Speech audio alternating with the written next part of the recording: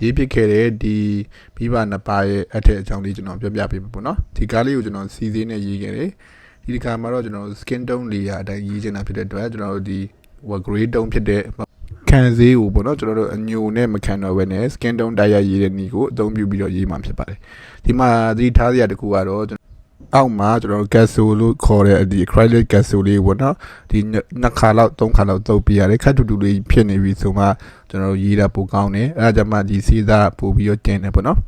စုပ်တန်အနေထားလေးလိုအပ်တယ်စုပ်တန်နေမှာဆိုရင်တော့ hot broster လို့ခေါ်တဲ့ဒီဝက်မွေးပေါ့နော်အဲ့လိုမျိုးစုပ်တန်နေတခြားဒီ broster ပေါ့ဒီ synthetic broster လို့ခေါ်တဲ့ကျွန်တော်တို့ဒီ vibrate မွေးတွေပေါ့ဒီလိုအပ်လူနေရာလေးတွေကိုကျွန်တော်တို့ပြောင်းပြီးတော့သုံးဖို့လိုအပ်တယ်ပထမအဆုံး layer တင်တဲ့ချိန်မှာတော့ကျွန်တော်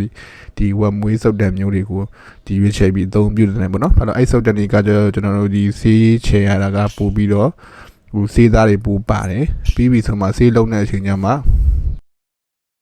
နဲ့စုပ်တန်မျိုးတွေကျွန်တော်ဒီတိရစ္ဆာန်မွေးရုံမွေးလေးပေါ့နုညံ့တဲ့စုပ်တန်တွေကိုအသုံးပြုသင့်ပါတယ်ကျွန်တော်အသုံးပြုတဲ့ဆေးကတော့ကျွန်တော်ဒီ UK brand ဖြစ်တဲ့ Winsor Newton ပေါ့နော်UK brand ဖြစ်တဲ့ဟာကိုသုံးတယ်ပြီးတော့ဒီဆေးဆက်တဲ့ချိန်မှာတော့ဒီလိုအပ်တယ်လို့ဆေးပြောင်းဆက်လို့ရပြီပေါ့နော်အခုခေတ်မှာတော့စီဆေးကိုကျွန်တော်တို့အမြန်ချောက်တဲ့နီးစနစ်တွေကလည်းပေါ်နေပြီဖြစ်တဲ့အတွက်ဒီလိုအပ်တဲ့ technique တွေရှိရဆိုရင်ဆေးကိုမြန်ဆန်ဆန်နဲ့ရေးလို့ရသွားပြီပေါ့နော်ကျွန်တော်တို့စီဆေးရေးရတာကအရန်ကိုသဘောကျတယ်ဘာလို့ဆိုတော့ဒီဆေးတွေကိုတက်ခါသုံးလို့ရတယ်ပြီးတော့ transparency ဆိုတော့တစ်ခုနဲ့ဒီရောထွေးလို့လည်းအရန်ကောင်းတယ်ပေါ့နော်ပြီးတော့ဒီစေးသားတက်လာတဲ့အခါမှာလည်းထွက်လာတဲ့ပုံကလုံးဝ realistic ဆန်တယ်ပေါ့နော်ဒီတော့ဆိုရင်ကျွန်တော်ဒီ color pencil လေးလာတော့ဆိုရင်အဲ့ပြဿနာကြီးဖြစ်တယ်ပေါ့နော်ဒီတစ်ခုနဲ့ layer ထပ်တဲ့အခါမှာလုံးအယောင်နေလုံးကုန်တာပေါ့နော်စီစေးမှာကျအဲ့လိုမရှိဘူးခြောက်သွားမှလည်းရေးလို့ရတယ်မခြောက်ခင်မှလည်းရေးလို့ရတယ်ပေါ့နော်အဲ့ technique ကိုတော့ကျွန်တော်တို့ what on what ပေါ့နော်ဒီအဆိုးပေါ့ဆေးအဆိုးနေတဲ့အချိန်မှာရေးတယ် dry on what ပေါ့ဒီ6သွားတဲ့အချိန်မှာရေးတယ်ဆိုရင်နီးစနစ်တွေကိုမျှဝေပြီးတော့ကျွန်တော်တို့သုံးလို့ရတယ်အဲ့တော့ဒါပြီးသွားပြီဆိုရင်ဒီအဖွားပုံမှာဆိုရင်ကျွန်တော်ဒီနည်းနည်းလေးဒီ outline လေးနည်းနည်းလွဲသွားပေါ့နော်အဲ့ပြီးကျွန်တော် carry လေးနဲ့ပြန်လိုက်တယ်လိုက်ပြီးဆိုမှဆေးကိုလို့တို့ထည့်သွားတာပေါ့နော်စုပ်တန်အနေထားတွေရတော့ကျွန်တော်တို့များလေ့ကျင့်ထားမှာပဲရမှာဖြစ်ပါတယ်ဒါတော့မှဒီပြီးပုံမရေးခင်မှာကျွန်တော်ရှင်းမှာပုံ20လောက်ရှိပေါ့နော်ရေးကျင့်ထားတဲ့အတွက်ဒီပုံတူရေးတဲ့ခါမှာနည်းနည်းလေးကျွန်တော်တို့အခက်အခဲမဖြစ်တော့ဘူးပေါ့နော်စပြီးတော့ရေးမယ်ဆိုရင်တော့နည်းနည်းပုံတူရေးတာအခက်အခဲဖြစ်နိုင်ပါတယ်ပြီးတော့ဒီပထမအဆုံးတစ်ချက်အနေနဲ့ကတော့ဆေးရဲ့အထာကိုမသိတာမျိုးပေါ့နော်နောက်တစ်ခုကကျတော့ကျွန်တော်တို့ဒီ skin tone တွေရဲ့အကြောင်းနားမလဲတာဆိုရင်တိုင်ပတ်သွားနိုင်တယ် skin tone ရေးနည်းတွေကကျွန်တော်တို့ဒီ old master ရေးနည်းမှာဆို brown ခံပြီးရေးရပေါ့နော်အဲ့ဒါလည်းအကြောင်းရှိတယ်အခု new master ရေးတဲ့နည်းမှာဆို skin tone တိုက်ရရေးကြရပေါ့နော်မလိုပဲရေးကိုက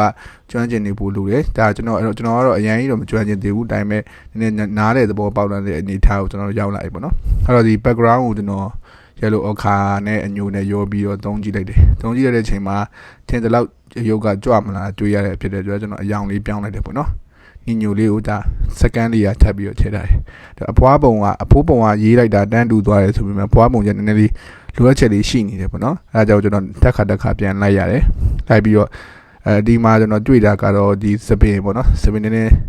များတော့ပေါ့နော်စပင်လေးကျွန်တော်ပြန်ရှုပ်ရတယ်ရှုပ်ပြီးတော့ဒီ background ကိုကျွန်တော်ဒီနောက်မှာရင့်နေရှေ့မှာအပေါ်ပိုင်းမှာဖြော့တဲ့ပုံစံမျိုးလေး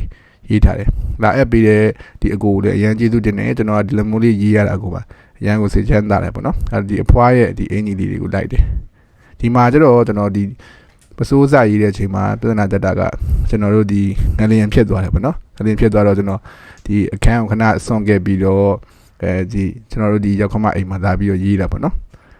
ပြီးတော့မှကျွန်တော်ဒီခုငလျင်ပြီးသွားမှအိမ်ပြန်တယ်ပြီးတော့ဒါလေးကိုအဆုံးသတ်လိုက်တယ်ပေါ့နော်ဒီကားလေးက2လကျော်3လနီးပါးတောင်ကြာသွားတယ် customer လည်းဒီသဘောကောင်းရှာပါတယ်ဒီအချိန်ယူပြီးရေးခိုင်းနေဆိုတော့ကျွန်တော်တို့ကပို့ပြီးတော့အဆင်ပြေသွားတယ်နော်ဒါကားလေးကိုအဆုံးသတ်လိုက်ပါပြီလက်မှတ်ထိုးပြီးပေါင်တက်ပြီးရင်ဒါ customer စီကိုပို့ပေးမှာဖြစ်ပါတယ်အားလုံးကိုကျေးဇူးတင်ပါတယ်ခင်ဗျာ